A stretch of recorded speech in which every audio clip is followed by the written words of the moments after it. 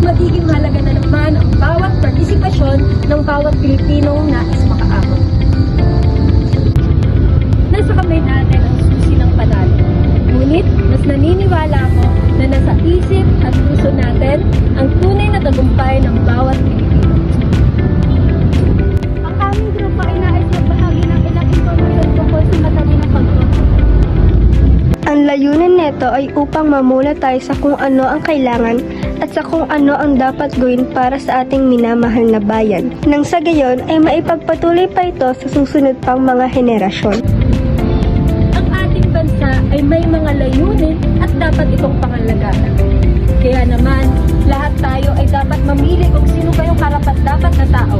Dahil alam natin na hindi naman tayo lahat ang pwedeng mangalaga nito. Ang pamumuhay ng mga mamamayan ay dapat pangalagaan at bigyan ng pangalagaan ng bawat mga tungkol. Sila lang din ang may kakayahang patapunin ito ng maayos at maitaguyod. Kaya ang ating desisyon ang siyang magiging basehan ng ating nakarating bukasan. Sama-sama natin alamin yung mga dahilan kung bakit kinakailangan maging matalino sa pagboto. At sama-sama din natin alamin at matutunan kung ano ba yung mga dapat natin gawin para sa nakakabuti sa ating bayan. Mula noon, alam naman natin ang malaking impluwensya ang gobyerno sa ating bansa. Sila ang nagpapatakbo ng sistema ng ating bansa na naglalayong maisaayos at mapaunlad ng ating bansa. Ang pagpili ng tamang tao ay nakakatulong para mapaunlad ang ating bansa. Sila ang magpapanatili sa kabutihan, kalikasan at kaayusan ng ating bansa. Nakasalalay sa kanila ang buhay at pamumuhay ng gustong mamamayan sa Pilipinas.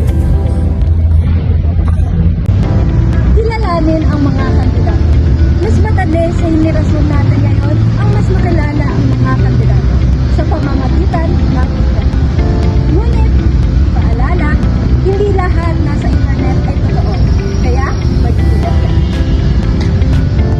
Bawat lugar ay nag-iikot-ikot ang mga kandidato. Sa ganitong pagkakataon ay makikilala mo rin sila.